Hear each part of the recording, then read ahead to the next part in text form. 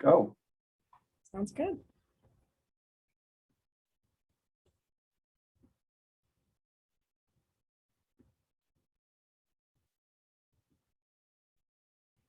All right, so Miles, did you want me to start off with the first slide as well?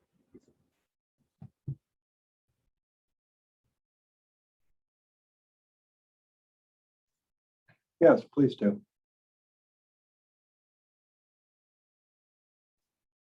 Jessica, are you muted? Sorry, I didn't realize I was muted. Did not mean to do that. Good morning, everybody. It's great to see all of you here. It's great to see you in the chat too.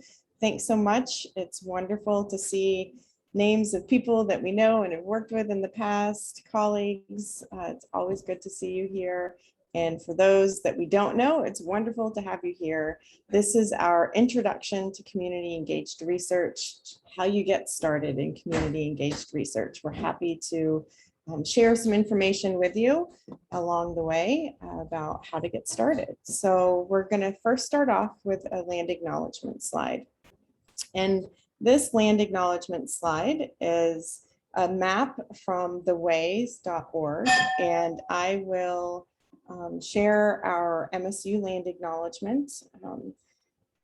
First, we want to acknowledge that the state of Michigan occupies the ancestral, traditional, and contemporary lands of the Anishinaabe, the Three Fires Confederacy of Ojibwe, Ottawa, and Potawatomi peoples, and that Michigan State University resides on land ceded in the 1819 Treaty of Saginaw.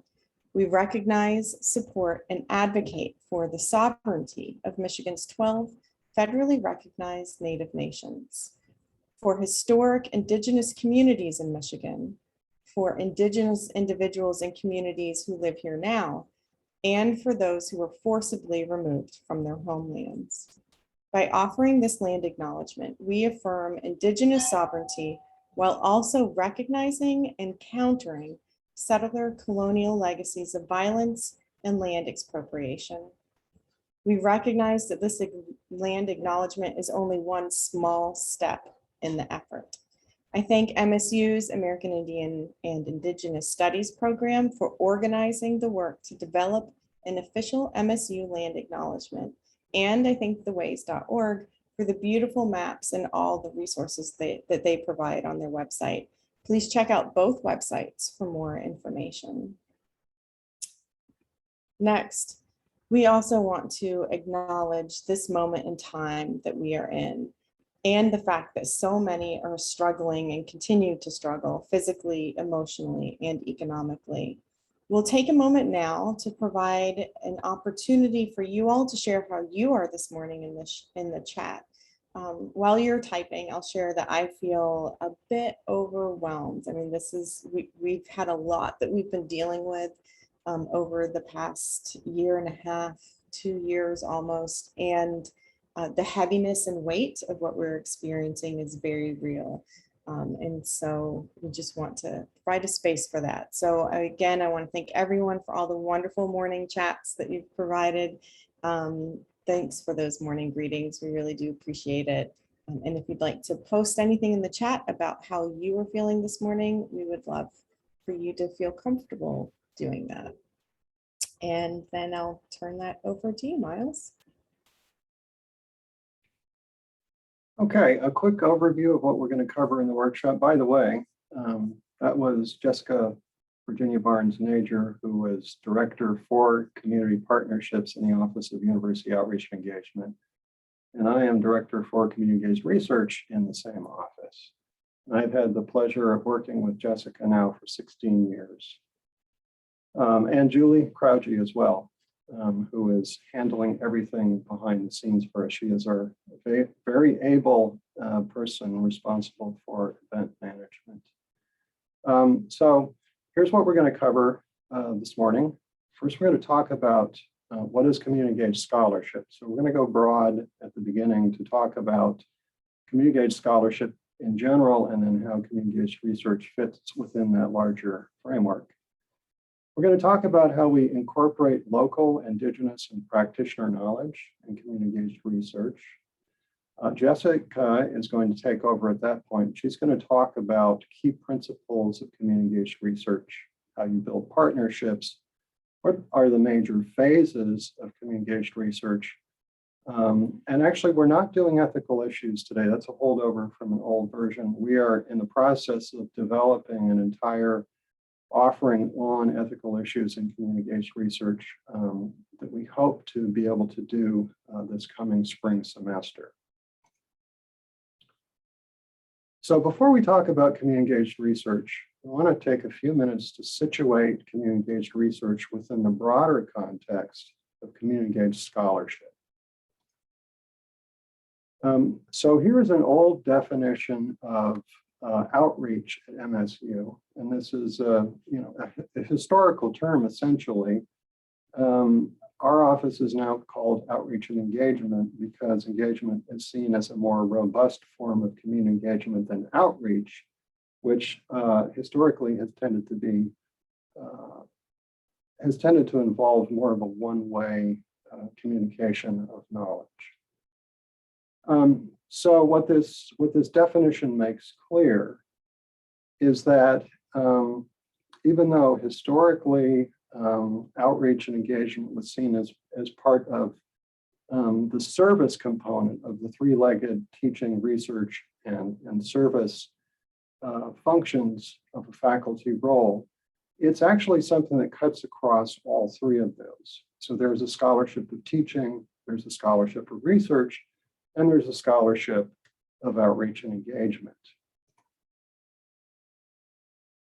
And way back in 2010, Diane Dobrnak, Chris Glass, and John Schweitzer did a study looking at the major forms of community-engaged scholarship that scholars at Michigan State University reported. And there were four main forms. So there was research and creative activities, which involved the discovery of new knowledge, the development of new insights, creative and artistic performances and expressions. There was the scholarship of teaching and learning, which is organized around sharing knowledge with various audiences, formal and informal arrangements.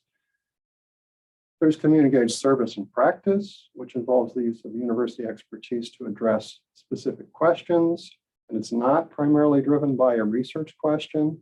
And then community-engaged scholarship as commercialized activities, which involves university-generated knowledge being translated into practical or commercial applications. And your first handout for today is this, which is from that Dobrnak, Glass, and Schweitzer article from 2010 that you should take a look at when you have a moment, and it gives many more examples of the different kinds of scholarship that fall in these four categories. So a slightly more elaborate definition of community engagement comes from the Carnegie Foundation, and particularly the elective classification for community engagement. So this is something that universities can earn through going through a self-study. And now there are scores of universities that are designated as community engaged universities. And this definition is the collaboration between institutions of higher education and the larger communities, local, regional, state, national, global, for the mutually beneficial exchange of knowledge and resources in a context of partnership and reciprocity. So the key terms here to focus on are collaboration, a mutually beneficial exchange, partnership, and reciprocity. And note that community engagement is defined here at the level of institutions of higher education, but community engagement happens at the institutional, partnership, and individual level.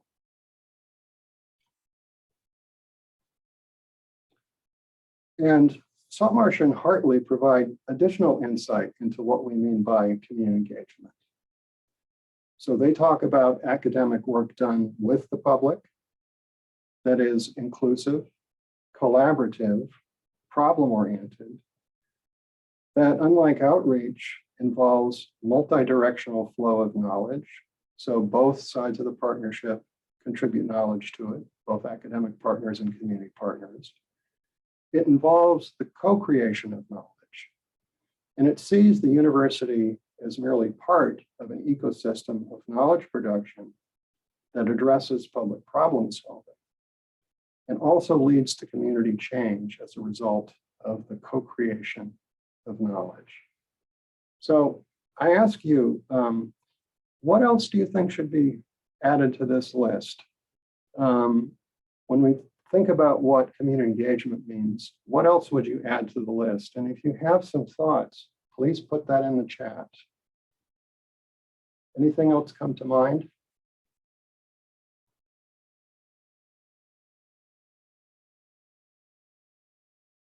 Decolonizing from Anna.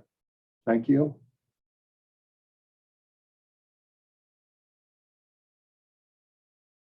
Community work done with the Academy from Renee Wallace. Thank you, Renee.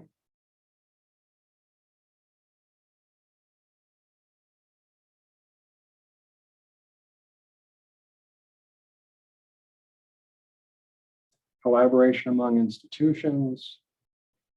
Work that includes tangible benefits to all participants, critically important. Co-creation of products to take action.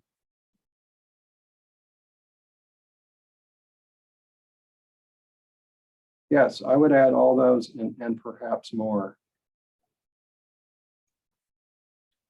And another thing to understand about community engaged scholarship is that there's a continuum of community engaged knowledge making.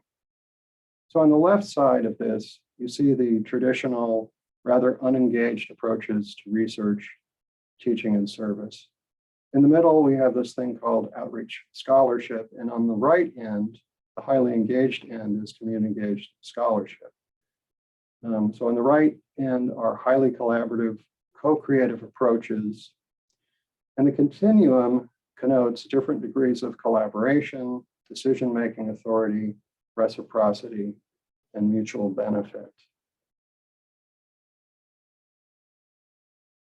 So Lynn Blanchard and Andy Furco have identified 4 distinct frames of engaged scholarship in higher education. And I'm going to share these with you. And the reason I'm going to share them with you is that I think if you see these 4 different flavors of engaged scholarship, it'll help you identify with one or more and sort of find your place within the larger field of engaged scholarship.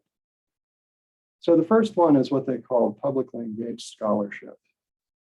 The tagline is public scholarship to elevate public issues. Its foundation is ideas around culture. It's often found in disciplines such as the arts and humanities. So you've probably heard of public philosophy. I think it also applies to the social scientists because Michael Buravoy wrote a very important article on public sociology. And scholars who operate in this space are often referred to as public scholars or sometimes public intellectuals. The second frame is what's called community engaged scholarship. So this is community scholarship designed to address community issues. Its foundation is in ideas around community capacity building. The disciplines that are most likely to practice this form of engaged scholarship are public health and extension, although there are others as well. And a scholar operating in this space might be referred to as a community scholar. The third frame is civically engaged scholarship. The tagline here is civic scholarship to enhance civic life. It's founded in ideas around democracy and political participation. It's very common in education, and a person operating in this engaged scholarship space might be referred to as a civic scholar. And then finally, we have critically engaged scholarship. And the tagline is here is critical scholarship to challenge injustice and racism. It's founded in ideas around social justice and anti-racism. Disciplines where this is prominent is ethnic, race, legal, and women's studies. And a person or a scholar operating in this frame might refer to themselves as an activist scholar. So you may locate your own scholarship within one or more of these strands. But today, Jessica and I are going to be drawing primarily from the second and fourth strands. So community engaged scholarship and critically engaged scholarship. Those are the two probably that have influenced our work the most, but I just want to point out that there are other ways of framing community engaged scholarship that are equally important and valid.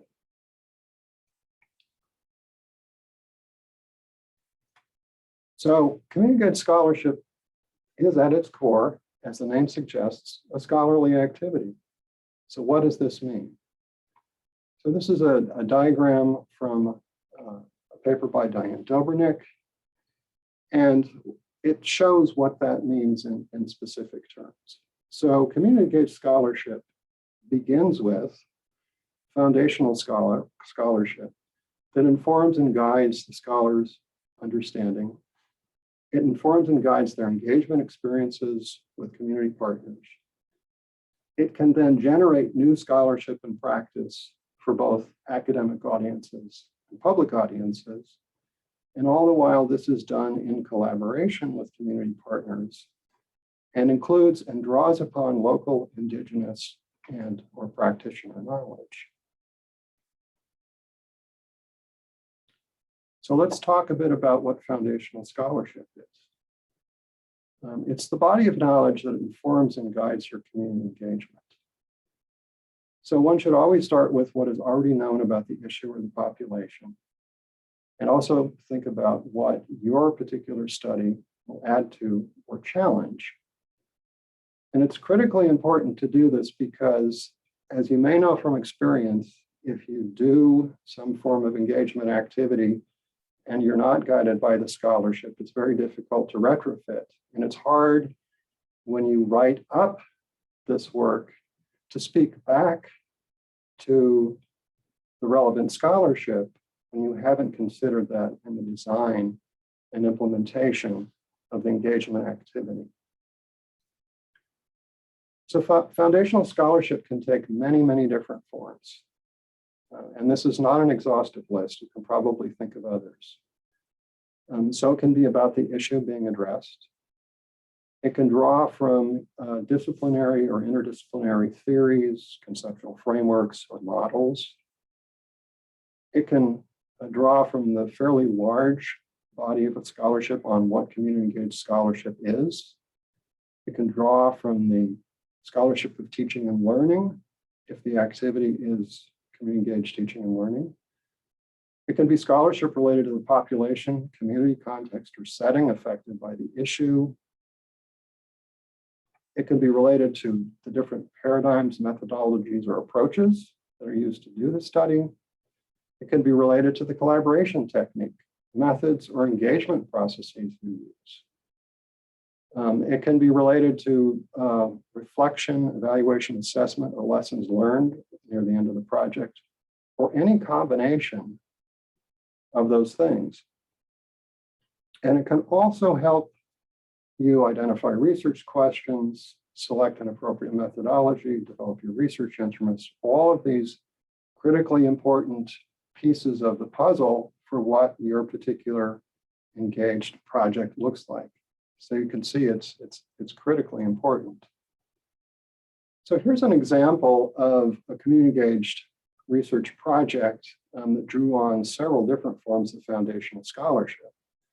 So a community engaged forestry researcher was trying to understand why in an urban tree reforesting project, many people in neighborhoods simply didn't want the free trees that they were offering to plant for them, and wanted to know, why is there resistance to an idea that made good environmental and aesthetic sense to the researchers, but not necessarily community members. So some of the foundational scholarship you'll find in this article is literature on the environmental benefits of urban tree canopy and community forestry, political ecology and critical race theory, community engaged research, and heritage narratives. So it drew on many, many different forms of foundational scholarship. And then if you think back to that diagram that I showed you a minute ago, it starts with foundational scholarship and it ends with foundational scholarship. So what you find in your community-engaged research project then should contribute to foundational scholarship and change that scholarship. And that's, again, difficult to do if you didn't begin with scholarship. So think about, given what happened in your experience, what aspects of foundational scholarship held true, what was different, so what and who cares, and then what are the implications for future research, potentially teaching and learning if it's a community-engaged teaching and learning project. Perhaps there's implications for policy, practice, or extension. So what we want to do now is give you about 10 minutes to think. You have a handout, and that handout was sent this morning. You have a handout to spend a little time thinking about a community-engaged research project that you have conducted, are conducting, plan to conduct, and the different forms of foundational scholarship that did guide or might guide that project. So scholarship about the issue, the kinds of disciplinary theories or conceptual frameworks or models you might draw on, the scholarship of engagement, if that is applicable, the scholarship of teaching and learning, if that's applicable, the population, the community context, or the setting. So just take 10 minutes to work through, and if you have questions, put them in the chat. If there's anything about the instructions that didn't make sense to you, please let us know. And try it out and see if you can generate a list of the different forms of foundational scholarship that might apply to this particular project that you've either done or are thinking about doing.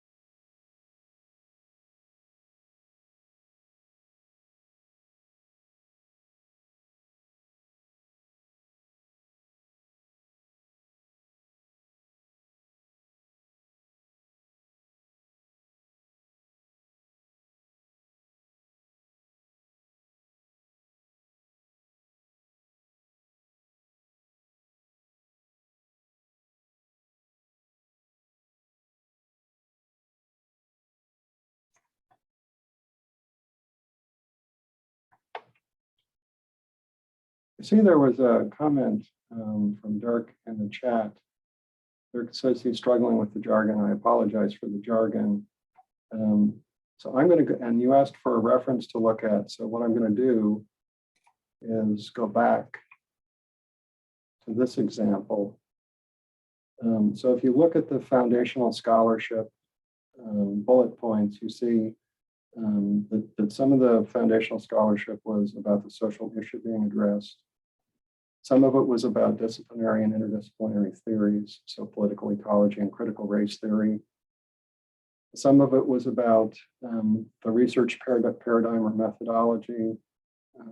And then heritage narratives is an example of a collaboration technique, a method, and an engagement process.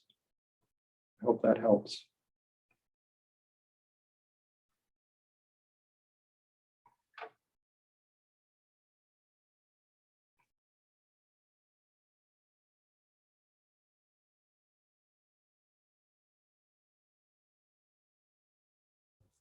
I also just shared handout 3 in the chat. I was sharing them throughout the presentation as you were presenting, Miles, and then I realized that I was actually sharing them to host and panelists.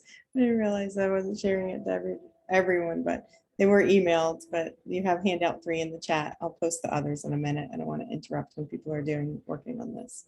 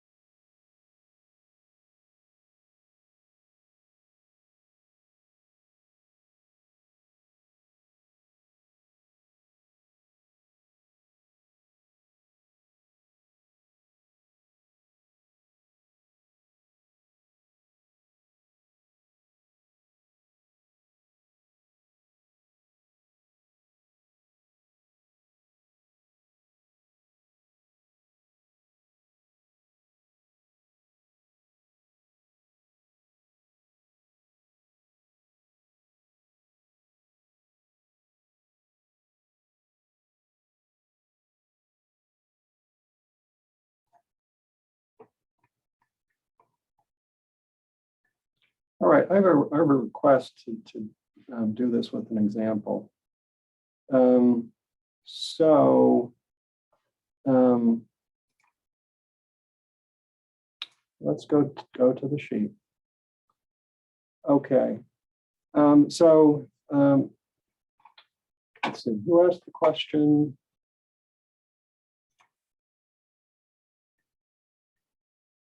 Carolina, could you unmute Carolina, Julie?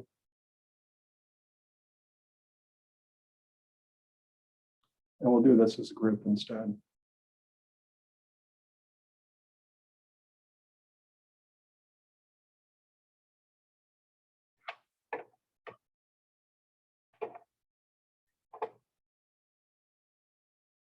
Right, I will do it.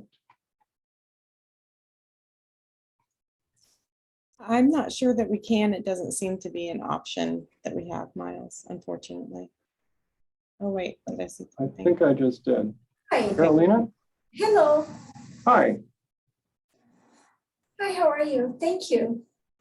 So do you have a community-engaged research that you recently did or are planning to do that we could use as an example and sort of walk through some of these first 5 boxes? No, actually, I have some projects that I'm running right now that in Okay. community-based service and community-based research. Okay. And actually, I don't know exactly how to fill that form, like using a method to fill the scholarship Okay. things. This is my main question. So I'm running projects, I'm already doing, but I'm not filling the method for a scholarship. I am engaged. I am engaging my students in my communities, in our institutions that we have around, but actually I don't know how to fill that topics. Sure. So what's the issue? What is the problem that you're trying to address? We are working with communities that are underserved, so underserved communities, and we see patients in a community. My most important aim is to bridge community-based service through my medical students and to provide a good quality of for the patients, but also the medical education. So I am aiming to bridge teaching, specifically my area is pharmacology. So to teach pharmacology outside of the classroom and to provide the students this approach in terms of community-based education. Sure. So I don't think it's that challenging actually. So first of all, there's a huge literature on who is medically underserved. Okay, so that's the scholarship about the issue. Who is medically underserved and why? Right. So obviously, in designing your project, you're going to draw on that. And then if you go down to the bottom box on the screen, the population, community context, or setting. So which specific populations are you talking about? Are you targeting specific communities? Or are you targeting specific settings or populations within that community?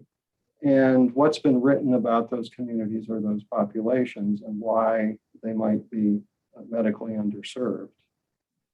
And then the second box, disciplinary theories, conceptual frameworks. Do you have theories or conceptual frameworks that already provide a theoretical explanation for why people tend to be medically underserved?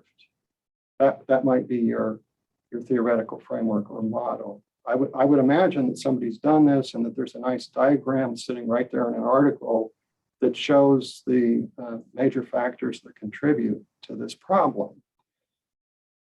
Scholarship of engagement would be people who have written about engaged work that they've done in this space. So other people who've done engaged research about this topic.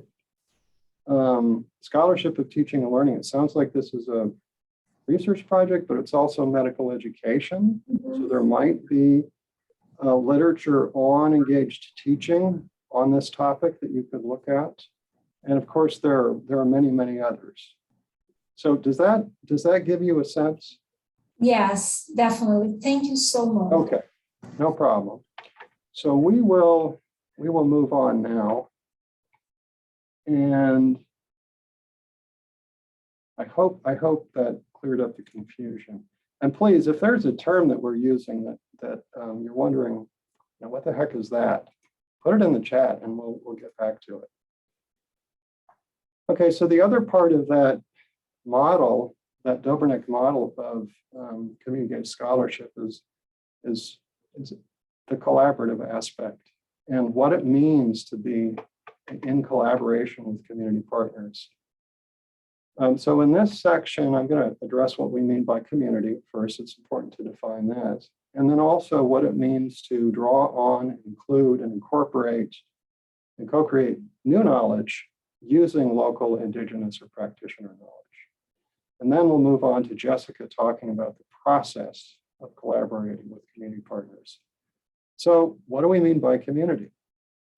So one of the most common ways to define community is people who share a common physical space, such as a neighborhood or a region. But that's definitely not the only kind of community. There are also communities defined by identity, such as a shared race, gender, or other characteristics. Affiliation or interests, so people who share a common set of values, concerns, or interests. Circumstances. So people who share a common experience, such as surviving a natural disaster or dealing with a particular disease. It's interesting that perhaps we have a shared community around all experiencing, a worldwide community experiencing the COVID pandemic at the same time.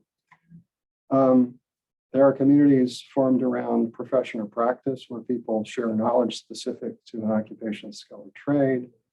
There are communities defined by faith or shared beliefs, customs, and religious or spiritual practices. And then there are also shared relationships through family and marriage and fictive kinship relationships. And of course, many of these will overlap. We will simultaneously belong to many of these different kinds of communities. So what I'd like you to do is quickly think about as many types of communities you belong to as you can, and then enter these different types of communities into the chat. So this gentleman obviously belongs to a community of interest because he's a musician, and so he shares that interest with other musicians.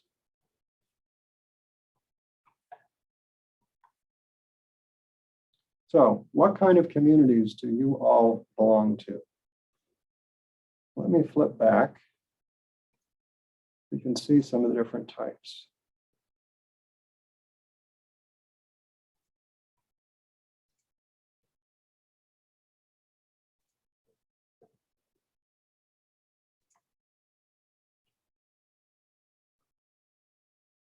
Okay, we have professional association, profession like teaching, faculty with children, people with chronic illnesses, women, health communication scholars, gardeners, communities associated with children's activities. That's how I have adult friends in this region. Is I met them through our children's mutual activities, African community, book club, family, religion, running,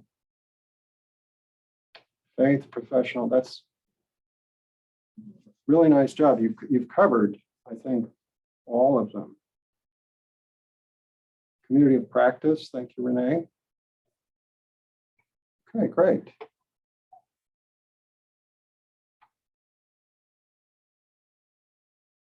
So the next part of the community scholarship model to consider is what does it mean to incorporate community knowledge?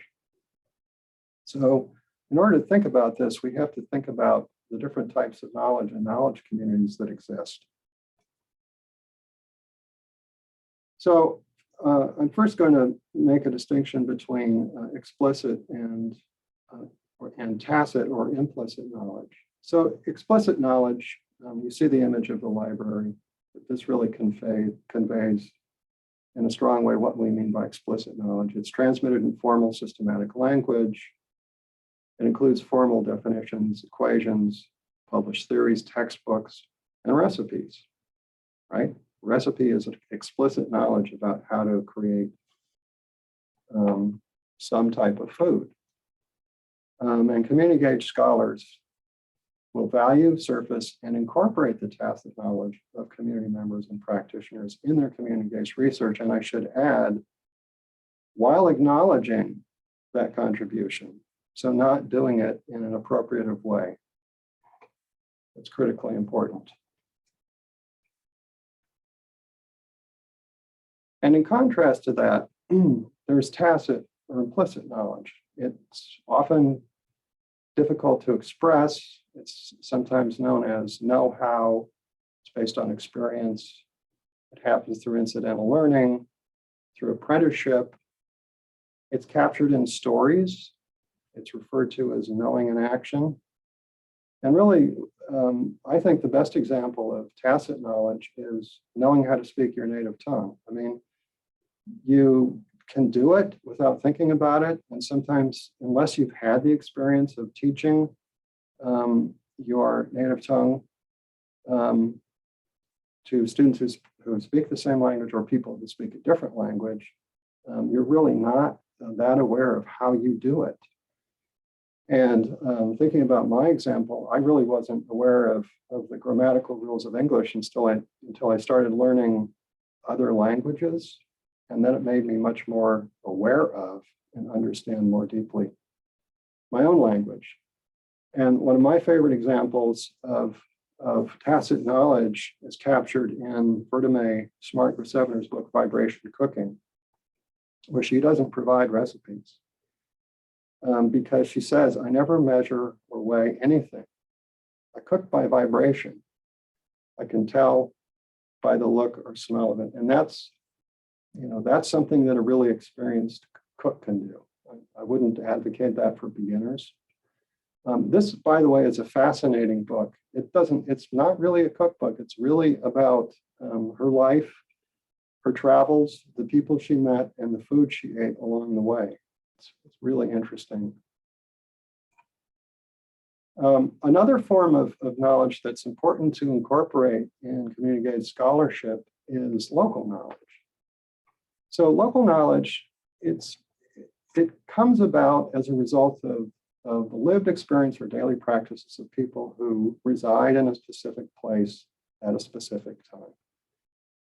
And that means it can't be generalized to all places and times. It's most often tacit. People talk about it as this is how things get done around here, or this is how it works. and it can be held by members of both dominant and non-dominant cultures. And one of my favorite examples of local knowledge came from my late brother-in-law, John Pearson. John Pearson had grown up and lived in the rural Midwest his entire life. He and his 8 brothers were avid hunters and fishers. And so they had close contact with nature throughout their lives. And I was having a conversation with John several years ago, and he was talking about how he had observed that farming practices where he lived in Nebraska had become much more intensive. So crops tended to take up more space, leave out the margins where wildflowers and weeds used to grow. And also just crowd out everything. And he had noticed a precipitous decline in all forms of wildlife, birds, pheasants, and also insects. He said, where had all the bugs gone? And he was completely unaware of the academic literature on what's called the insect apocalypse, with these substantial declines in insect populations. And then there's indigenous knowledge. It's very similar to local knowledge because it's based on living in a place over a period of time. It's the result of sustained interaction between indigenous peoples and their environments, and it's passed down over generations. It has significant historical, cultural, and social dimensions. And it tends to be a holistic, inclusive way of knowing. It's embodied in indigenous and native cultures, and it's also distinct and separate from dominant cultures. And some examples of indigenous knowledge have to do with indigenous notions of food security and management of natural resources. One of my favorite examples comes from this book, Braiding Sweetgrass by Robinwall Kimmerer. And in this book, Dr. Kimmerer discusses the indigenous practice of never harvesting more of a natural resource than you need at any one time to ensure that the resource is there for the years and generations to come, sort of the epitome of a sustainable practice. And then finally, there's practitioner knowledge. This is another important source of knowledge to draw on in community-based scholarship. It comes from a professional or worker's knowledge gained through interactions that occur over time in the context of their work. And it's not a way of knowing based on objective analysis. It can be more intuitive. It can involve a multisensory feel for the work based on experience and reflection. And so therefore, it's often tacit rather than explicit. And it's the kind of knowledge that people draw on to do their work skillfully. So you can think of this, you can see this happening with highly effective teachers, highly effective therapists, carpenters, and recently something came to my attention about how this works for the practitioners called jazz musicians. So Gary Burton has an instructional video on YouTube that's absolutely fascinating. It's his complete theory of how to become an effective improviser in jazz. But the reason I bring this up is because in the video, he talks about how over time, what the practitioner, highly skilled practitioner of jazz does is move more and more of their knowledge into the unconscious so that it's there to be summoned up at any time. And he says a really skilled jazz improviser like him actually steps back and watches themselves play. So almost all of what they're doing is coming out of the unconscious mind, and the conscious mind simply provides a little bit of monitoring of that. So that's a nice example of highly skilled practitioner knowledge.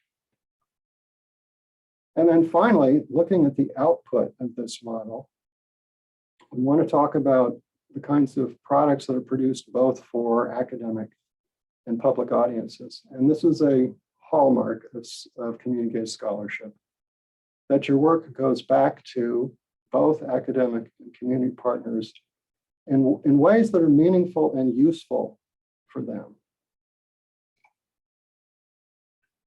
So it's necessary to think about the different audiences for community scholarship. So they can be academic, public, practitioner, community audiences. And all of those different audiences will have different information needs, communication styles they prefer, and general interests. And so community engaged scholars as a practice need to be habitually thinking about how to make their work accessible to multiple audiences. And so here are some examples of academic products, all the way from the journal article at the top, which is sort of considered the gold standard for many academic disciplines, down to artistic performances. These are all academic products that are very common and you are familiar with. And then there are the public products. So presenting your work to communities, writing newspaper articles, doing radio interviews, podcasts, holding workshops, doing exhibitions, performances, developing K-12 curricula can be a form of a public product, and then websites and other social media. And then finally, there are some considerations around authorship that are unique to community-engaged scholarship. So in community-engaged scholarship, it's important to represent both academic and community partners in scholarly presentations, papers, and public products. So obviously, if you're going to be drawing on local practitioner, indigenous knowledge, then they should be involved in the production of the products and appropriately credited if they choose not to be involved. So here are some guides for you, the MSU authorship guidelines to look at, and also an example of an authorship agreement for community-engaged scholarship from Campus Community Partnerships for Health. All right. So that brings us to the end of my section. We're going to give you a 5-minute bio break, and then Jessica will take over. Great, Miles. I'm going to share my slides now. It's going to have a countdown so that you'll be able to see, and I'll start that timer once I get that shared. That'll be our break countdown. And then we do have some questions about the slides. We can share that at the end, at the conclusion of the presentation. Yes, we can make sure everybody gets the slides emailed to them.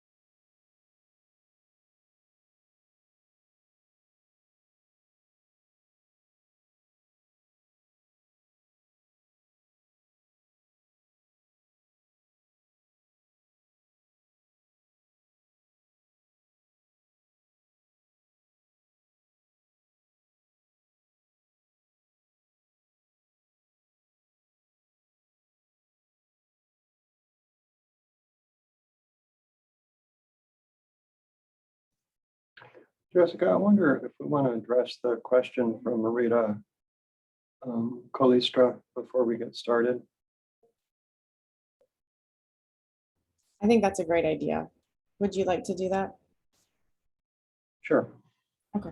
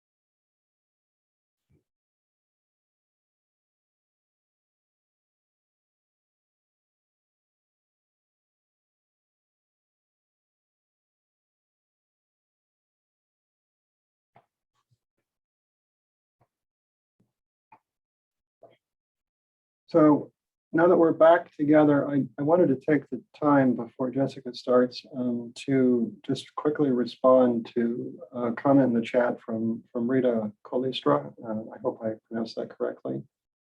Rita writes, my university currently doesn't recognize the important public products for annual T&P files for research creative activity. It's frustrating. My community audiences will not read journal articles or see scholarly presentations. Definitely. That is a real source of frustration for community engaged scholars. There have been some changes in promotion and tenure review policies around this, but not enough. Our practice has been to do it anyway, even though it's not rewarded, but it is highly rewarding in the sense of it. Community partners will show a lot of appreciation if you do this.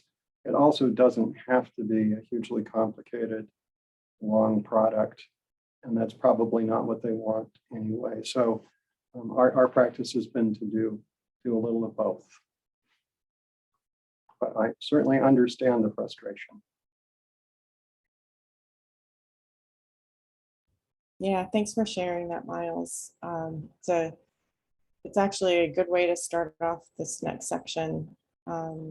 I wanted to note before I get started that I did put a lot of handouts, the handouts for the rest of this presentation in the chat. Those are for later, but I'm not going to be able to drop them in while I'm talking, so I just went ahead and put them in now. And Miles also put in a PDF of the presentation for you all. So those are all there.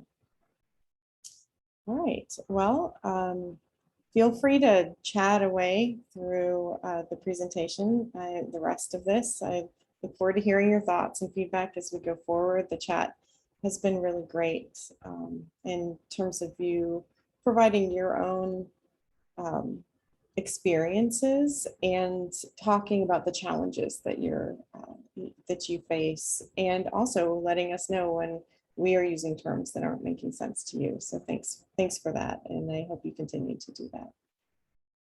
All right, so now I'm going to talk about community engaged research and the partnerships that we have to build to provide the foundation for that work. I want to start off with a quick review about what community engaged research is. This is a definition from Barbara Israel and her colleagues describing community-based participatory research, or CBPR. CBPR is just one of many forms of engaged research, and it's an approach to building equity and partnerships in the research process. It focuses on the strengths of individuals and the community, with the long-term goal of promoting community action and social change. Barbara and her colleagues' work is in the area of health research and health equity. We see many examples from many different disciplines of community-based participatory research or other community-engaged research forms. Now, here we have the principles of community-based participatory research as defined by Barbara Israel and her colleagues. This first set of principles talks about community, emphasizing the significance of community and the importance of using that identification with community as the starting point of the work. As Miles already discussed, the definition of community is broad and depends heavily on members' perceptions of what the community really is, how that's defined. The second principle highlights the importance of building on community resources and strengths. So we're not coming at it from a deficit approach. Now, this next grouping of principles are related to equity in the research process. Partnerships should be marked by high levels of collaborations between researchers and community. That work should be done in a way that promotes equity for all partners. Everyone should come to the table ready to learn from each other, and all partners should benefit from participating in the process. Now, next, the CBPR project should recognize and incorporate multiple determinants of the scope of the work, given the complexity of woven systems in the real world. We all know there aren't simple solutions to the issues that we're addressing. And relatedly, CBPR work is cyclical and iterative, both as we build our partnerships with each other and also as we develop and refine our understanding of the issues that we're addressing together. And finally, it's very important that we disseminate our findings broadly. Miles talked about that a little bit. We had a great chat about that. It's super, super important that we also think about dissemination and spend as much time disseminating products, developing products to disseminate to our community as we do for academic audiences. So that's very important and one of the principles. Minkler and Wallerstein, two other CBPR scholars, have added to the principles proposed by Barbara Israel and her colleagues. I love highlighting these additional principles because I feel that they're very important to doing the work. They feel to me kind of like the heart of the work. First, we have to enter into partnerships with the understanding that they involve long-term commitment. These aren't short-term projects. Second, our partnerships and our relationships within the partnerships should openly address issues of equity and embody cultural humility. And third, our work should be rigorous in all senses, focusing on gathering accurate, meaningful information. But meaningful to the community. All right, so now that we've defined engaged research, we'll start talking about how we find partners. When we're first looking to identify potential partners, we should ask ourselves these three questions. The answers will guide us in our search. First, who is already working on this issue? Second, whose daily life is being influenced by the issue? And third, who has resources that could be used to address the issue?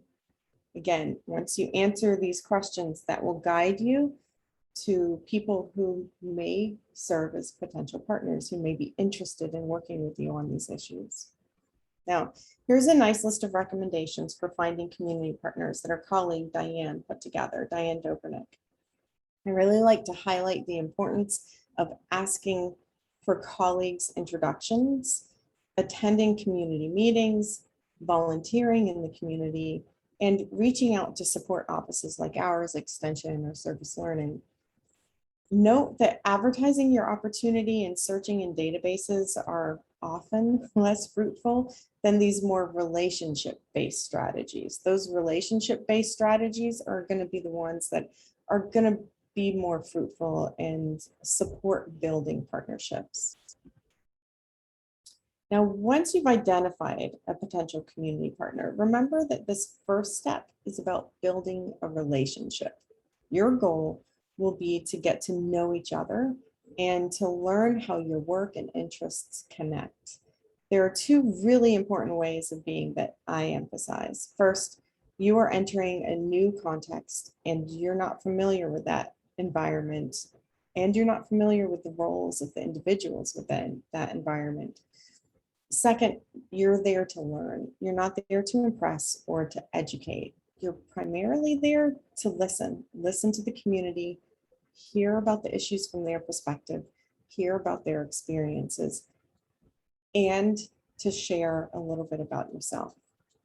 And when we talk about sharing about ourselves and our projects, these are some great questions from potential community partners. This is a handout that's been dropped in the chat by Pasek et al.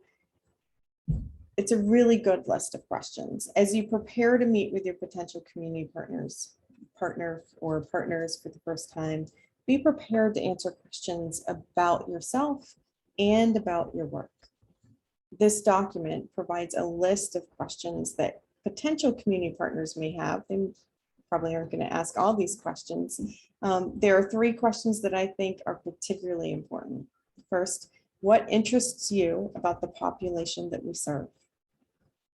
2, how do your ideas fit with our mission? And 3, how will the research help us? So go in ready to openly and genuinely discuss your thoughts about these questions. Now, once you've begun to work with a community partner, it's helpful to understand that partnership beginnings are often marked by a lack of focus and clarity. It takes time for the relationships in the partnership to build, and the early days include a lot of discussions as you together determine what you will do and how you'll do that work. The key point here is flexibility. It's important for all partners to be flexible as you work together so that you can find common ground. Now, in the next few slides, I'll share some details about each of the following 4 stages of partnership building. So we have pre-engagement, engagement, assessment, reflection, and feedback, and ongoing maintenance. And again, we'll get into those. So here in the pre-engagement stage, you're learning about the community. It's great to do this by reading historical accounts, news articles, fiction and nonfiction authored by people from the community. It's also great to meet with everyone you can, including those who worked with the community and community members who are currently doing the work or who have done the work in the past. Finally, it's important to be present in community, showing up for open community events solely for the purpose of participating and helping. Also, if you're invited to private community events, remember that that's an honor and please attend if you can. I've attended holiday gatherings, powwows, staff meetings, and ceremonies with my community partners, and I've moved chairs, brought food, and participated in activities when I've been invited to do so. Next, in the engagement step to begin our work together, we need to establish relationships, build trust, work with the formal and informal leadership, and seek commitment from community organizations and leaders to create processes for working together. We do this by meeting both one-on-one and in groups to establish our roles, develop and agree upon the structure for our team or teams, and develop our team norms and processes. Once we've done all of that, we can put all of it down in a memorandum of agreement or understanding if that's appropriate. And note that it's not always appropriate in some communities to put all of that down in writing, but in many it is, and it can be helpful to document that. Now, in the assessment, reflection, and feedback stage, you're conducting ongoing check-ins, either formal or informal, to understand how the partnership is working for everyone. The feedback should be shared and used with all partners. In the Tribal Early Childhood Research Center, which is a research network that I'm a part of, it took us several years to finally identify a process for our steering committee meetings that worked. And it was our evaluation data from surveys, as well as one-on-one conversations with our individual steering committee partners that really helped to guide that process and helped us identify a way to make that work. Looking forward to eventually having our face-to-face meetings again. In the ongoing maintenance stage, the team is working together in a way that supports full engagement of all partners. As a team, you focus on high quality and consistent communication. You're attending to partnership dynamics as they occur and you're working together to accomplish your goals. Within the Tribal Early Childhood Research Center, which I just referenced in the slide before, we often will couple social time with our work times, blending the two together. We share our lives with each other and plan our work together at those meals, and they end up being really important times for us. Then to get our work done, people will volunteer to work on specific tasks. And usually there's a researcher and a community partner who will co-lead each team. If a community partner is co-leading a team, that partner should be compensated for their time. We don't always have funds available for that. And if we don't, then the research partner has to provide opportunities for the community partner to co-lead, to guide in a meaningful way that doesn't place an undue burden on that community partner. We also have to pay attention to how things are changing over time. Again, being flexible in that process so that when things aren't working anymore, we can change them. In Wiba Anang, another partnership that's local here in the state of Michigan, we came to a point when the partnership was being led by one of the partners and me. And during one of our meetings, we decided to discuss how this leadership was emerging. And the team decided to identify another research team member and a community team member to serve as co-leads who could carry on the partnership if something were to happen to the community partner or to me during this process. All right, so now that we've reviewed the stages of partnership building, we'll go through each of these phases of community engaged research. Now, I just shared details about what we do as we build our partnership in those partnership stages. And so all that information fits here in phase one.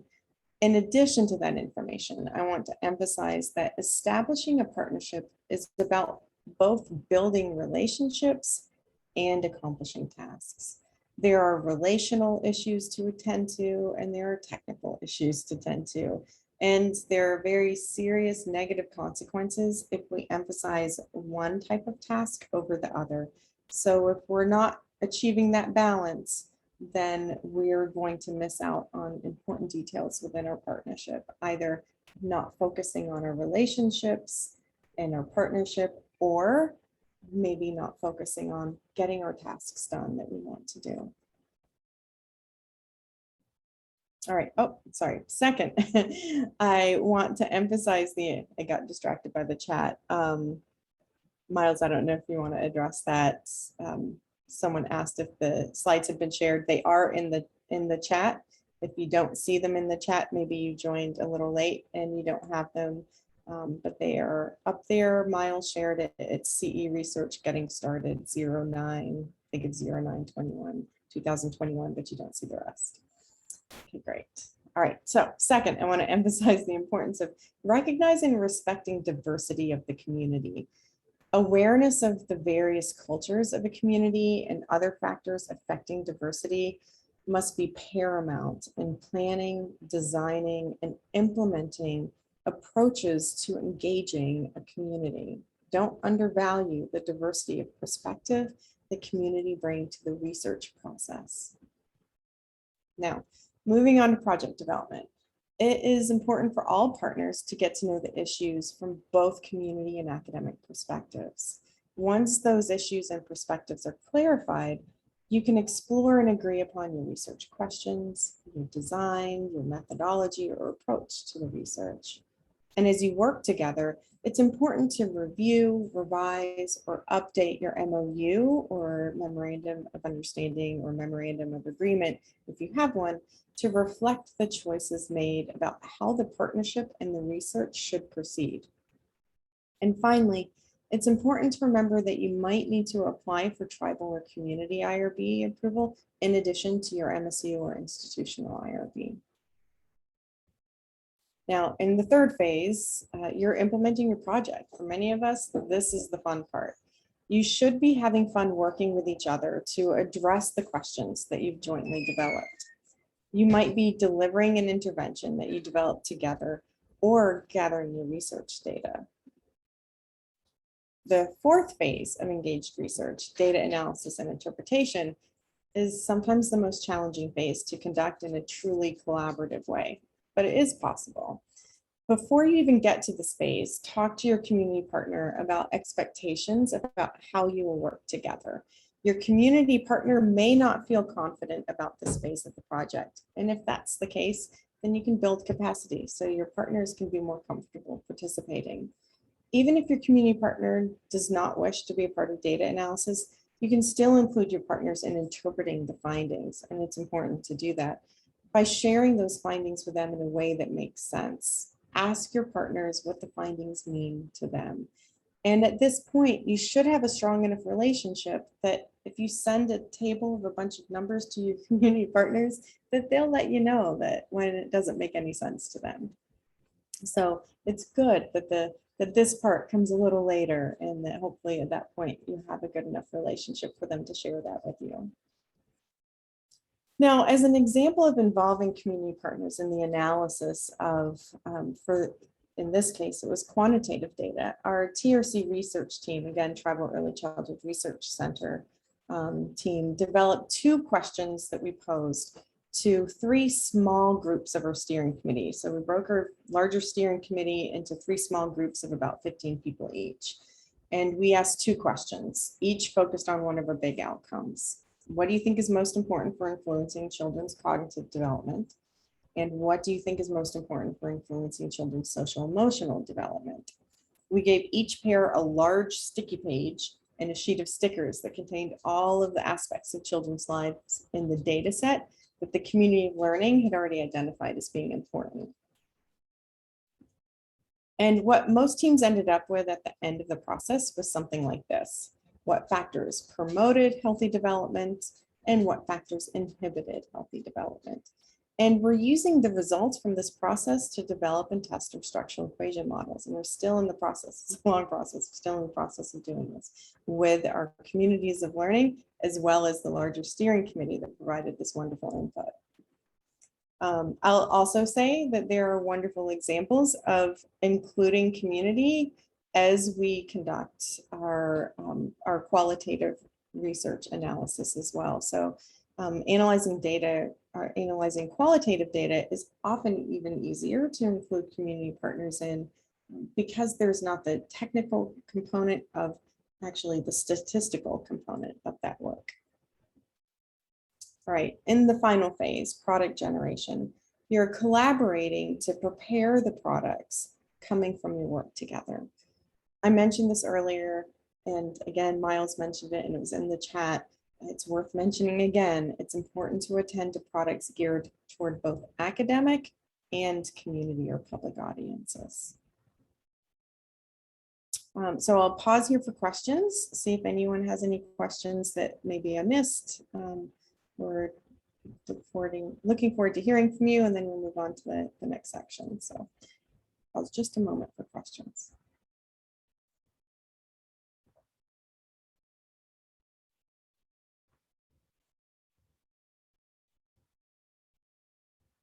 All right, if you do have them, I can't see the chat, so I will pause while talking, and we can talk about this. All right, so now we're going to talk about how we recognize and represent decision-making power and voice in your work. All right, so I see Ashley said part of the reason I got away from this type of research until I got tenure was because of the interpersonal engagement. Yeah, it can be extremely time-consuming. How do you reduce this cost while still engaging? I don't know how you reduce the cost. It is, and it truly is an important component of the work, because it is very time consuming. And I think that Miles talked a little bit before about the way we construct our tenure review process and the way we understand scholarship. I think it's really, really important. And Rita just posted again, I think the key to this is better recognizing our work in that process. Absolutely. And the more we can, each of us in our own roles, advocate for recognizing the importance of this work, the importance of bringing community into our work, and with the acknowledgement of what that means, both the challenges, which often relate to time, and also the benefits. I mean, that we can get richer information that is more meaningful and supports health and well-being of our community. All right, so, and I'll also say, go back here, this is a photo from one of our many Tribal Early Childhood Research Center steering committee meetings. So this is a small group of us who happened to be together, and the last time we could get together before the pandemic, so it's special. All right, so we're going to talk about the degree of collaboration abacus tool and how we use this tool in order to really describe recognizing and representing power and voice in the community engaged research process. I did post a link to the article by our wonderful colleagues, Diane Dobrenick and Sherry Dan, who wrote about the degree of collaboration abacus tool. This tool can be used in any type of community engaged scholarship. We are going to focus on talking about how it relates to community engaged research in particular. All right, so here's a very simple abacus. And within this framework, the sides of the abacus tool represent each perspective's voice. So the community partner's voice on one side and the university partner's voice on the other side. And the rungs represent the steps in the research process. So here, it's important for you to be very specific about the type of research or scholarly activity that you're doing so you can tailor those rungs to your own research process. Now, the beads indicate power, voice, and commitment. And here's an example of one that I've created, just a fictional partnership. And here are the steps in a community engaged research process that fit with most of the kinds of research projects that I conduct myself. And so we have identifying the community issue or asset, deciding on their research questions, selecting your research design, developing your instrument or process, collecting your data, analyzing your data, interpreting your data, and then critically reflecting on your limitations, presenting your findings, and then creating your products, both your academic products and your public products. I like to separate them out. And here we have the beads on the side that represent that voice and responsibility. I like to show this with 4 beads because it's a little easier to represent how they can be distributed across different kinds of projects. Here we have identifying your community issue or asset, where the community partner had most of the voice in determining what those community issues are and what the community assets are for the project. The researchers had 1 bead. So the researcher did have some voice in that process, but community partners had more. When it came to deciding the research questions in this fictional account, we have both. Our community partners and our research partners truly collaborated together. No one partner had more voice than the other. We see in research design, however, it's flipped from identifying community issue and assets in that the community partner had 1 bead, but the research partner had more voice or responsibility in conducting or developing what the research design would be, what that research design would look like. This is a fairly typical example of a community engaged research project. And we can see how oftentimes we will have these kinds of roles laid out in these kinds of projects.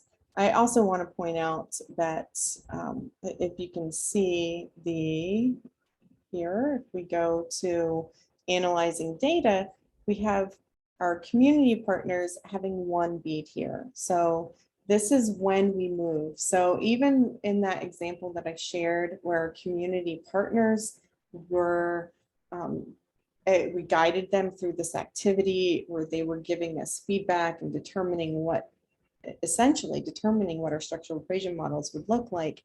That moved us from no beads on the community partner side for analyzing data to one bead. That's not a two bead, right? A two bead would be, we're all sitting down analyzing the data together, and that's not the case, and that would not even be desired by our community partners.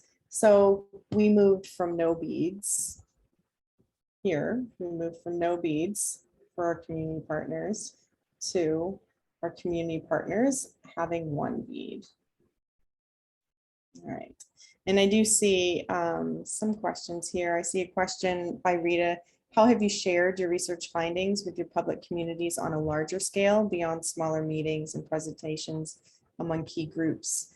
How do you suggest disseminating findings to larger community, like a small town, rather than having a public event? And it's a really good question. And oftentimes we'll sit down and brainstorm with our community partners. What is the best way to get this information out? Because it's going to be really dependent on the community. So in my work in Indigenous early childhood programs across the United States, we have very different ways of disseminating information than you probably would in a small town, say, for instance. So for us, sharing messages through Facebook is a really important way to get information out to communities. There are organizations that do a lot of advocacy work in these communities, and we share that information through there. That's really helpful. I see that Miles had posted about social media. But I really think what's really critical here is that you work with your community partners to say, what's the best way to get this information out? Because it very well may not be social media if people aren't on social media from that community. So, working with them to really identify what the best way to do that is, Rita, I think would be really great, having those brainstorming sessions. And if you ever have a question, you've worked with the community partners already, and you're kind of at a standstill, we're happy. Miles and I are always happy to meet one-on-one with you. If you have very specific questions, we will sit down and have a brainstorming session with you. You can just reach out to us via email. We will respond and set up a one-on-one 1 hour time to just brainstorm.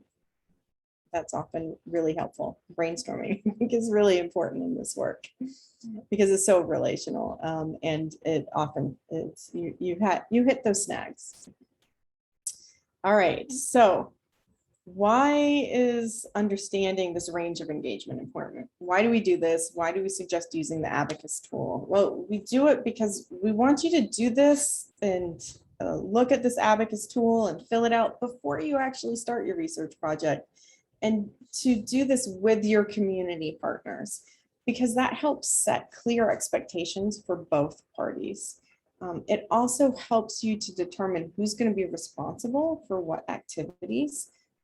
And because you then know who's doing what activities, you can better share your resources. So if you know community partners, after you do the abacus tool, are interested and in a position to collect data, then you know you need to share resources in a way that allow your community partners to collect data, both by compensating for their time and also making sure that they have the right kind of training to collect the data.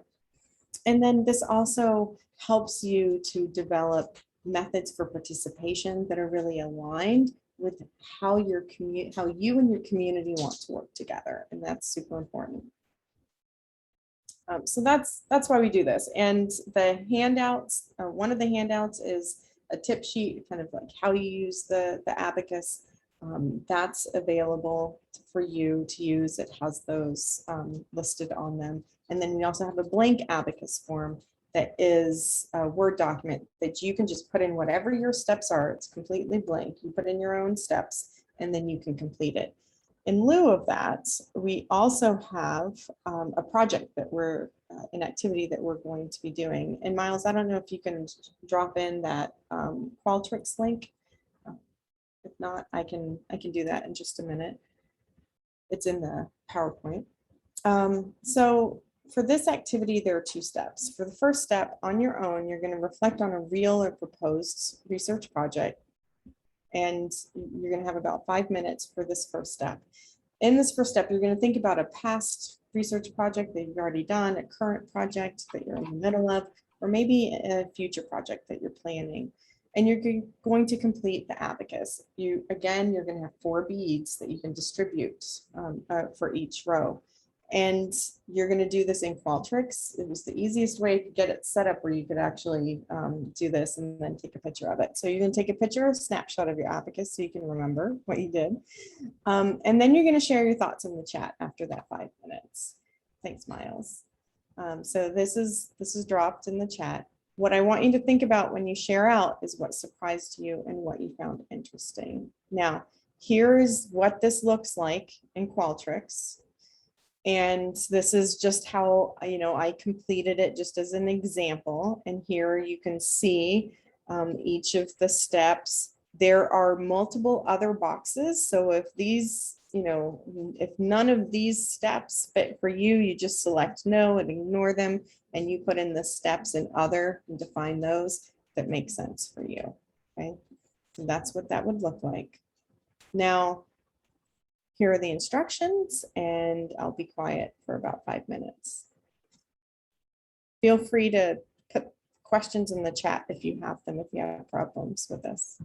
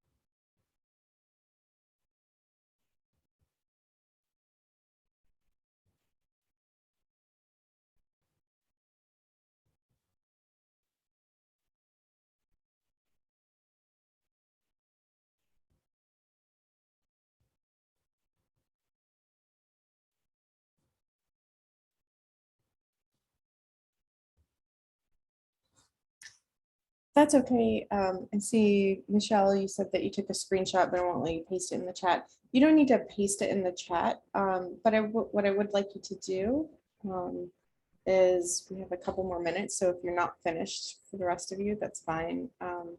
Like a minute and a half left. I just want you to share in the chat what surprised you and what did you find interesting glad to know. Great, thanks, Ashley.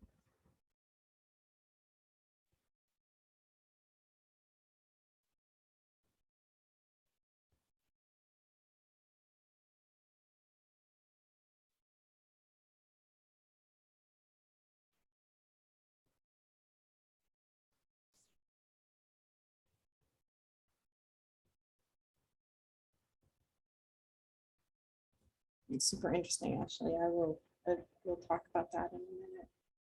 Thanks for sharing.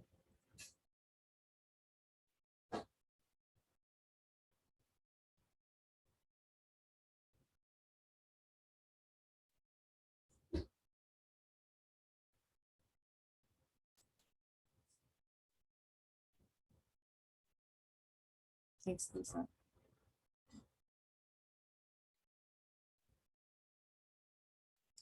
About 30 seconds left to wrap up if you haven't already.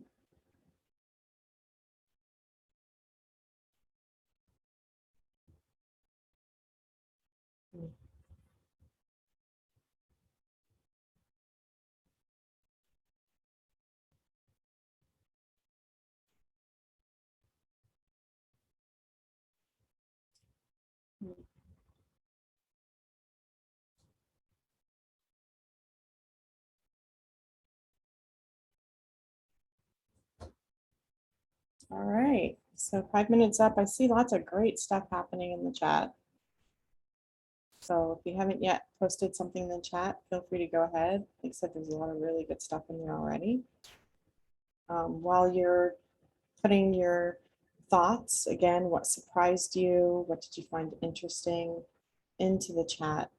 You can go ahead and start reading some of these. So Ashley noted that she's focused on reducing community partner burden by allocating most of the work to the team and then eliciting feedback at each step, and is wondering if maybe it'd been better to ask for more work on their end to increase engagement or involvement. Because they have limited budget, they decided on this approach, but it does limit partner voice and having less involvement. So that's a really, really important point. Lisa kind of gets at that a little bit too, with her note about working with teachers and being mindful of their time and not wanting to overburden them. And, you know, we definitely face this in the field of early childhood with our directors and staff that we work with in Native communities across the country. And it's always a balancing act. We're gonna talk about that in just a minute too. But one thing that's really important is that you're having that conversation with your community partners about how you achieve that balance. So maybe rather than just as your research team talking about how do we achieve this balance, you talk with your community partners about, okay, so knowing that this takes a lot of time and what the workload would be and what our budgetary constraints are, how do we want to work together, and then determining that together. And you might determine that, you know what, we're missing a lot if we as community partners aren't involved in these steps. So let's go get additional funding to help fund those components of the project. Sometimes that can happen. You might also have community partners say, you know what, we appreciate being able to give you feedback in each stage and each step of the process. And we feel like this really we have a voice. We feel like this is where we should be. So have that conversation with the community partners. And again, Miles and I are always also happy to meet one-on-one with you to support you as you make those decisions and as you kind of brainstorm how you deal with those issues. The same thing for your teachers, Lisa. Talk to them about how they want to be involved. And then often, again, coming up with kind of interesting, creative ways to make sure people have an opportunity to have voice without overburdening them. Now, Jonathan noted an intentional, strong community engagement component for a project focused on under-resourced college students. Thanks for posting that link. When I get a chance, I'll definitely look at it. And the rest of you, feel free to click on that link and see. It sounds interesting. Renee noted that what Renee felt intuitively about those levels or degrees of participation were accurate. So it is nice to look at that and say, as a check, okay, yeah, that's where we are. And since I'm just thinking about possible project, completing it for how you would like it to be, that's super awesome. And I often encourage people who are really new to this process to first fill it out by yourself. How would you like this to be?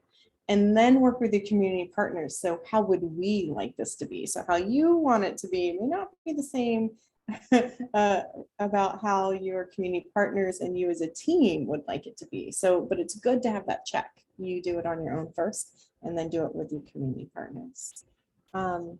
Dirk noted that typically we have engaged industrial partners, but now we want to move to other communities so that this is a helpful tool to think about how to reflect on that problem. So that's great.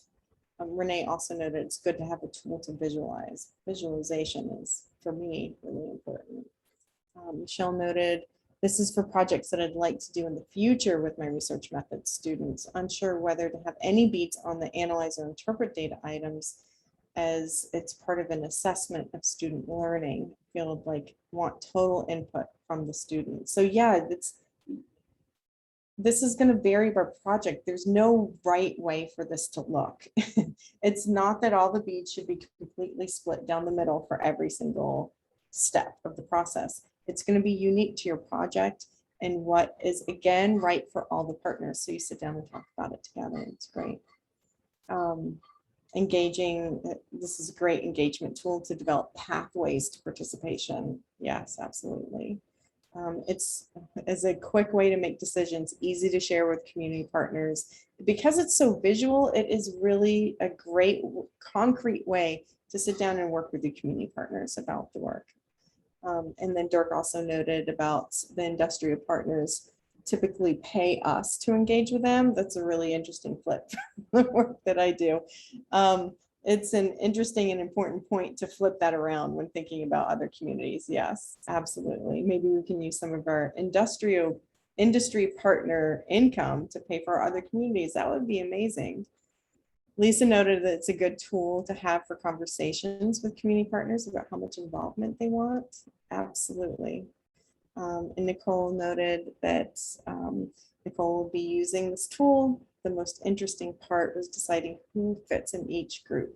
So I also want to note, as Nicole's talking about working with practitioners, with university partners, and community partners, that this tool in this iteration in the handout, one of the handouts I provided, there's a more complex version of the tool. Just has those two sides, right? But many of us have multiple partners that we work with. In some of our bigger research projects, we actually have 4 different types of research partners. So it gets bigger and it gets more complicated how to distribute those beads to when you have more partners, but it is possible. And if any of you would like to sit down and work through that, we're happy to do that. And Nicole, I also see where you noted that you realized that you need to have a conversation with everyone to see where they want to be involved, and that you thought you knew where people would fall, but now you're unsure. Oftentimes when we do this, that's exactly where we land. We're like, oh, well, wait a second. And then you have the conversation. So everyone, Renee noted she loves the approach of having everyone complete it on their own and then having a conversation together and coming to an agreement. That can be fun, especially if you already have a good relationship set up from the start, so you can handle kind of maybe the differences of approach. If you're not so sure, you're just starting to work together, sometimes it's helpful just to have that. Maybe have it so ahead of time so people know what they're doing and can think about it, but then you can take the time to really work on that together, and you're co-developing it. So great, what wonderful comments. Thanks for sharing all of that. So now we're going to talk a little bit more about balance. This work is just a really interesting balancing exercise, really, all along the way. We've talked a lot about balance in terms of who's involved in what stages and how involved and how we share power and voice in the research process.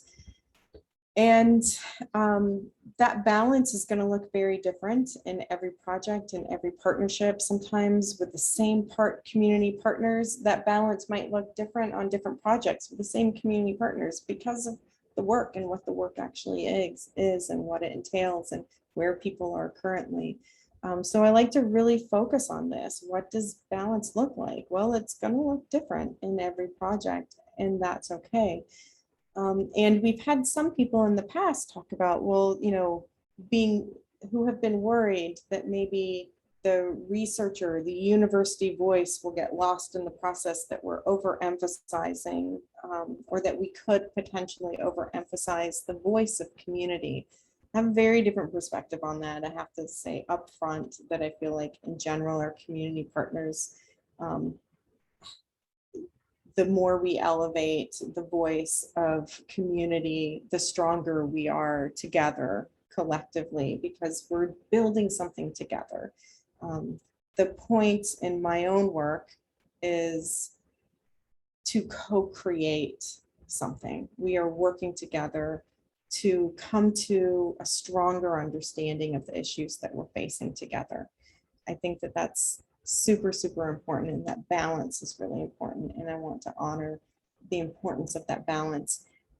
In our own research, sometimes we come to a point where we realize that something that we have learned, that we've been taught in our discipline, doesn't really fit or apply in this particular community. I know I've had those moments, they've been pivotal in my life, where I have had that kind of realization, made that very big shift in my work and in my thinking, and our community partners experience that too. And so we all have those experiences. And again, that's what helps us to co-create this understanding of knowledge that we're trying to build together. That's really important. Thanks, Michelle, for that note. I think she already dropped off, but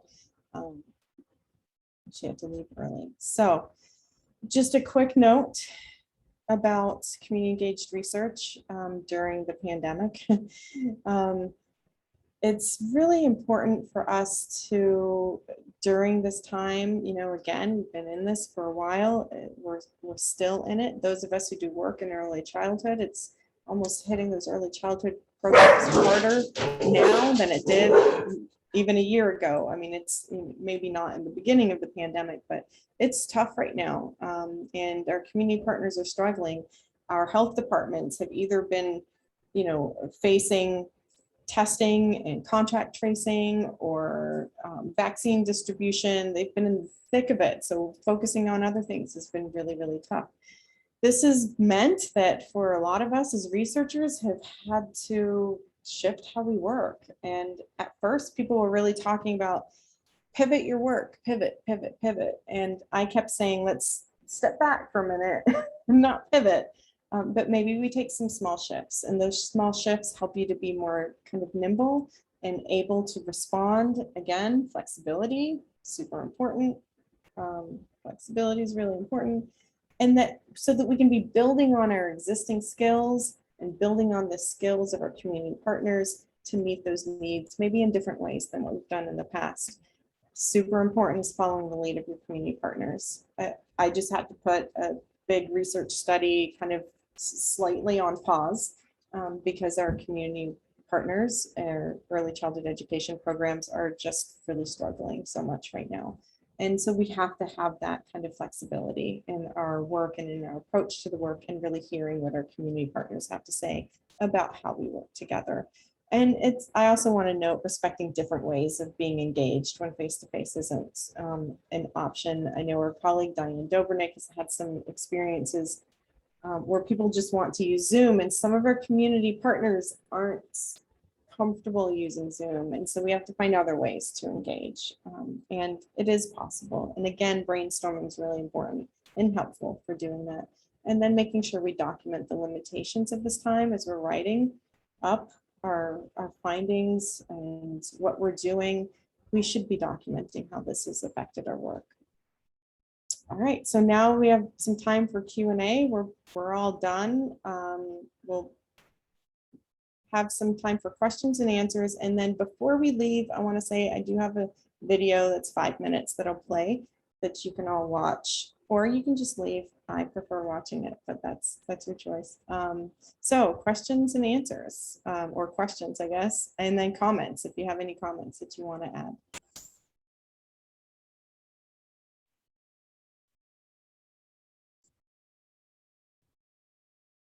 And if you, I'll go ahead and scroll over. So this video that I'm going to show while if you have questions, you can post them. So this video is from theways.org. Like I said, in the beginning, this is a really, really cool website. It has a lot of great resources. And this is the video that I will play. Let's see, thanks. Thank you for thanks. It's awesome. I'll just go ahead and play this. Feel free to post some stuff here. When you exit, please. Sometimes it gets hard to Oh, balance. yeah, these sorry, two Miles. worlds. Sorry. Go ahead, Miles. I'm sorry. When you exit, please fill out the evaluation form. We really take your feedback seriously and use it to improve the quality of our offerings. Thank you. Thanks, Miles. I'm so sorry I forgot that. I was supposed to say that in that last slide.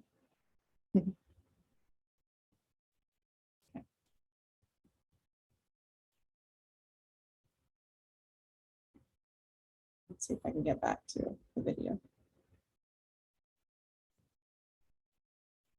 Might have to-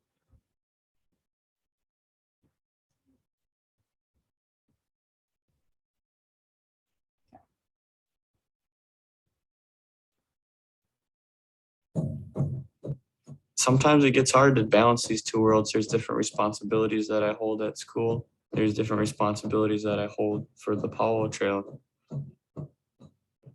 I'm a junior at UW-Madison. I come from the Bad River Band of Lake Superior, Ojibwe.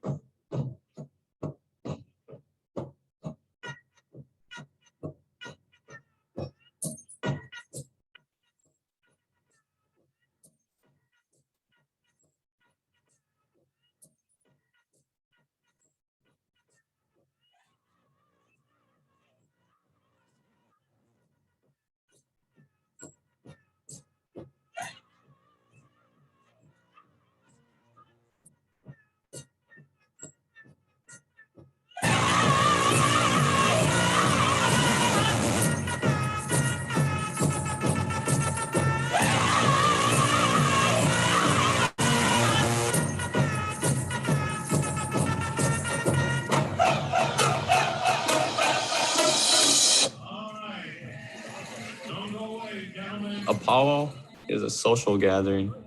This is like our way of bringing our whole Native community together. Okay, I believe we are ready for our first round entry. So we are going to ask those of you that are able to please rise, remove the covers off your head, to pay respects not only just to our stars and stripes, but to the original flag of this continent, our eagle staffs. Veterans play a huge role because they went to battle for us. They went to battle for our people, and they always have. Powwows are used as a means to educate people. That's why they're so open to the public and everything. A lot of people classify Native Americans as, oh, they're all Indians. Well, no, we're all from different nations that are all really, really different. We all have different languages. We all have different ways of life, and we're completely different. Just from being on the Powwow Trail, you get to learn so much about different Native nations. When I was just a little guy, I'd watch those men's traditional dancers, and they always had a big impression on me, and I always saw them as, like almost like the protectors of the powwow. It's almost like hunting, especially when you do the sneak up, you're out there looking for your prey or for your wawash geshi, we call it. That's our word for deer.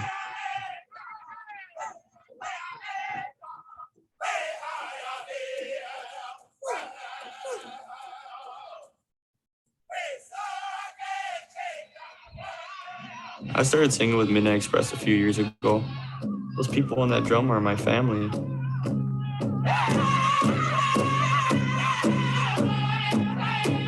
sometimes, like when it's not a contest song, I'll get to look out there and see all those feathers out there moving and bobbing with the beat and people just jamming out, and that's a great feeling.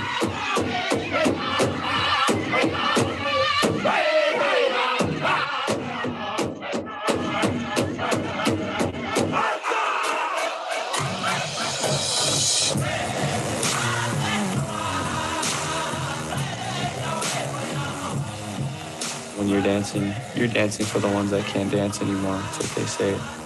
So you dance hard so the ones that are watching that can't dance, or the ones that aren't able to make it to the powwow, can feel those feelings from here. I really try to encourage younger, I call them little brothers, on the powwow trail. That's another reason I dance and sing, is to help motivate these young ones to carry on our traditions.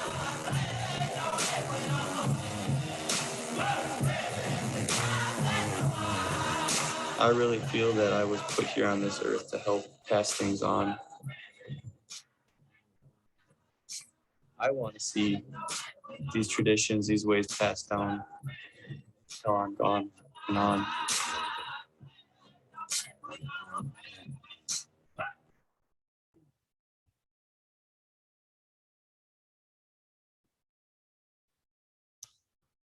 For those of you who stayed on to watch that, thank you. I just wanted to note that the quote, when you're dancing for the ones that can't dance anymore. Also, I think why we do this work together, right? So thanks to everyone. I think we'll stick around if you have questions or comments. Feel free to raise your hand. I think you can probably raise your hand as a panelist, and I think Miles has the ability to unmute you and we can talk. So